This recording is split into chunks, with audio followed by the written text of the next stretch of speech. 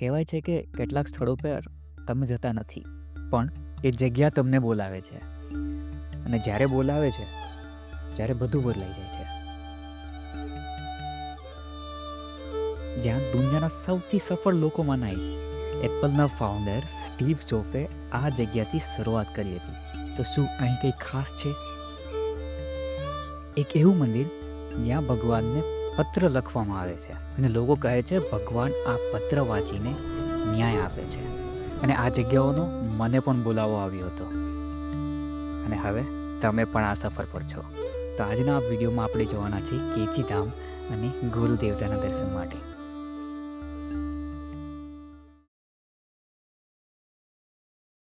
જય માતાજી, હર હર મહાદેવ.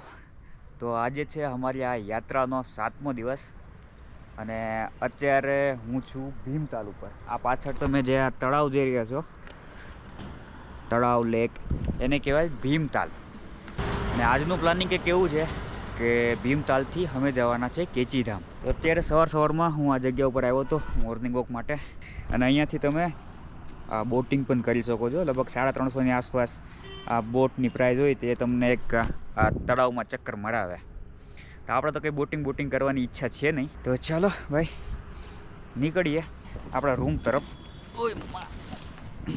આજે સોમવાર છે એટલે લગભગ કેચી ધામ ઉપર ભીડ થોડીક ઓછી હશે. તો આરામથી મને લાગે છે કે દર્શન થઈ જાય. બાકી તો તમને આગળ અપડેટ દેતા રહીશું. આ અમારી ભાડાની ગાડી જે કાલે લીધી હતી અમે. અહીંયા કંઈક 500-600 રૂપિયા ભાડું હોય એક દિવસને, અને પેટ્રોલ આપણી ઉપર હોય.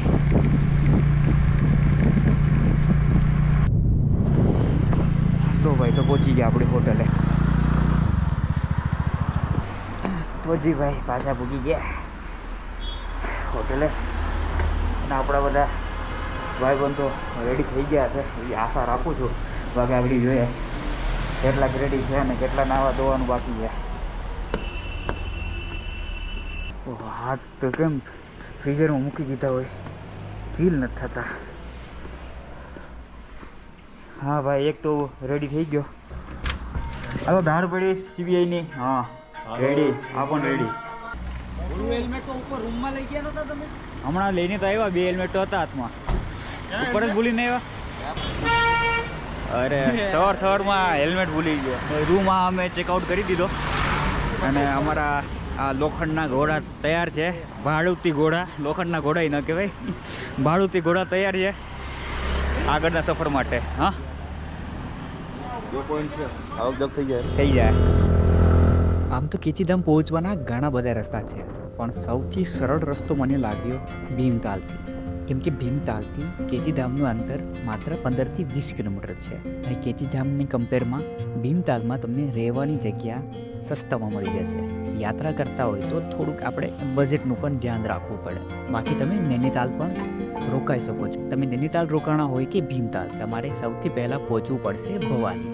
અને ભવાલીથી તમે પહોંચશો કેચી વિલેજ, જ્યાં છે નીમ કરોલી બાબાનો આશ્રમ કેચી ધામ. તો ભાઈ બસ થોડીક વારમાં અમે પહોંચવાના છે કેચી ધામ. અને તડકો હોય ને તો ઠંડી ઓછી લાગે, પણ જ્યાં જ્યાં છાયું આવે ને ત્યાં ઠંડી એટલે ફાડી નાખે ભાઈ. તો ભાઈ ફાઇનલી પહોંચી ગયા છે અમે કેચી. ચમત્કાર અને શાંતિનું ધામ એટલે કેચી ધામ. તો દર્શક મિત્રો, કેચી ધામ વિશે તો તમે જાણતા જ હશો. કેચી ધામ એટલે નીમ કરોલી બાબાનું આશ્રમ. વિશ્વમાં બહુ ઓછી એવી જગ્યા હોય જ્યાં શાંતિ પણ મળે અને ચમત્કાર પણ થાય. આ જગ્યા ઉપર નીમ કરોલી બાબાએ વર્ષો સુધી ધ્યાન કર્યું હતું અને તેમના આશીર્વાદથી હજારો લોકોનું જીવન બદલાયું. અહીંયા ગૂગલના CEO સુંદર પિચાઈ, એપલના ફાઉન્ડર સ્ટીવ જોબ્સ, ફેસબુકના માર્ક ઝુકરબર્ગ અને વિશ્વભરમાં એવા તો અનેક લોકો છે જેમને બાબાની કૃપાથી તેમનું જીવન બદલાઈ ગયું.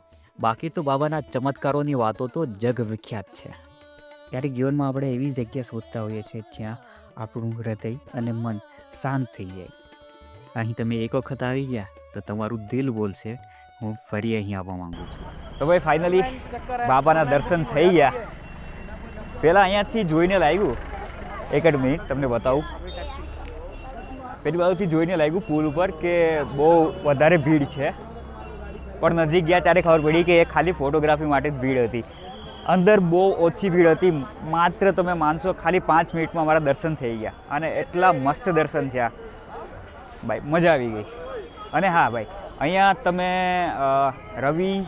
શનિ રવિ અને મંગળવાર સૌથી વધારે ટ્રાફિક હોય છે, તો તમે એના સિવાયના દિવસે આવશો તો તમારા આરામથી દર્શન થશે. એટલે જ અમે કાલે રવિવાર હતો તો રવિવારે ના આવ્યા અને આવ્યા સોમવારે, જેથી અમારા આરામથી દર્શન થઈ જાય. બાકી અહીંયા સુધી આ જે છે, આ દોરડો બાંધેલો છે પાછળ દોરી, આટલી મોટી લાઈન હોય છે. પણ સોમવારે આવવાનો એ ફાયદો, અને સવારે વહેલા જ અમે નીકળી ગયા હતા. અત્યારે 9:30 જેવું થયું હશે અને આરામથી અમારા દર્શન થઈ ગયા. ચાલો ભાઈ, તો હવે દર્શન થઈ ગયા અમારા મસ્ત, અને જાય છે આગળ. એક વિશાળ જગ્યા હશે, ત્યાં પાછા ફરશું.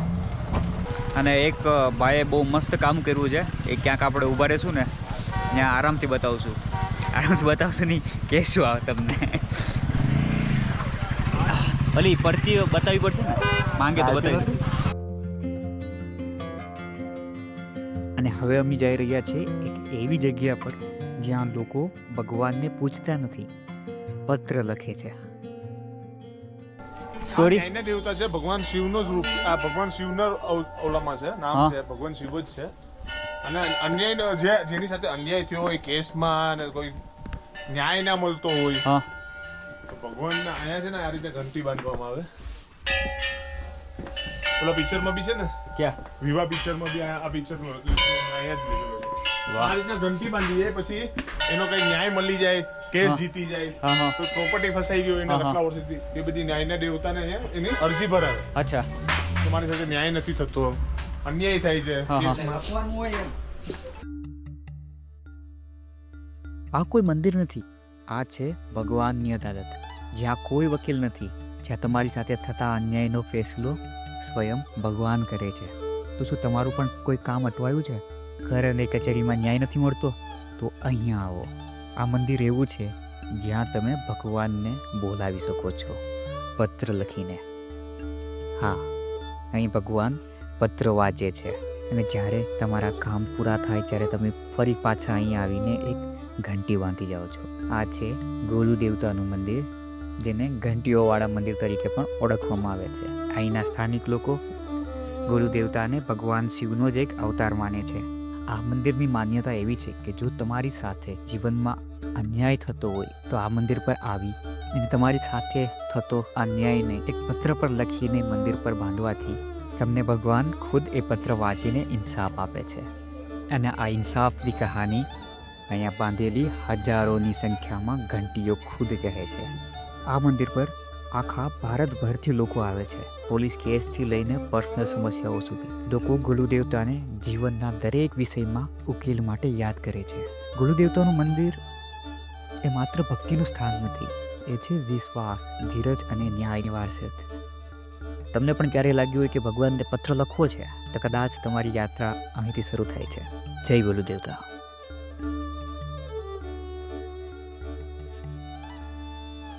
તમને પણ કોઈક જગ્યાએ જઈને એવું તો લાગ્યું જશે કે બસ અહીં કંઈક તો છે, શબ્દોથી આગળ, લાગણીઓથી ભરેલું. એવા જ આ બે મંદિર છે, કેચીધામ અને ગોલુ દેવતા. તો મિત્રો, આ યાત્રા તમને કેવી લાગી? અને તમારા જીવનમાં પણ એવું કોઈક તો સ્થળ હશે જ જે તમને અંદરથી ખેંચે છે, તો કમેન્ટમાં જરૂર જણાવજો. અને હા, આવો ક્યારેક અહીં, તમારું દિલ તમને અહીં જરૂર લાવશે. તો હવે તમે આગળના વિડીયોમાં જોશો અમારી હલ્દવાનીથી ગુજરાત તરફની સફર.